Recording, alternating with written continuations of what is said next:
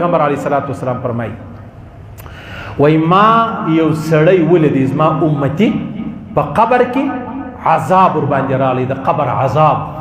پیغمبر علیه الصلاۃ والسلام فرمایي چې د شایسته اودس پر سنت طریقه پر ښه ترتیب دارالی دی څه په وکي د دا قبر د عذاب څخه خلاص کړي. یعنی معلومه دا سو زما استاد ریم سټیج چې خدا نه خسته موږ ګناوي کړي الله په قبر کې عذاب راکړي نو د عذاب د خلاصون بیا دا ترتیب دی د الله رسول فرمایي ته اودس کوا او اودس پر ښه طریقه کوا پر سنت طریقه کوا بیا الله رب العزت تا د قبر د عذاب څخه ساتي. پیغمبر علیه الصلاۃ والسلام فرمایي ما زما یو امتی ولدی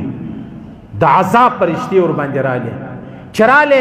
اوس یو د سخت عذاب ورکوي د دل منځ رالی چې د شل منځونه کول هغه رالی د دې عذاب څخه خلاص کړي هغه رالی د دې عذاب څخه خلاص کړي. نو معلومه دا سو په قبر کې زما او ستا عذابونه یا په ښه اوداسه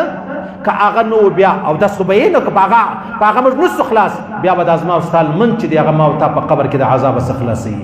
په قبر کې ما او تا د عذاب څخه خلاصوي. بیا پیغمبر علیه الصلاۃ والسلام فرمایي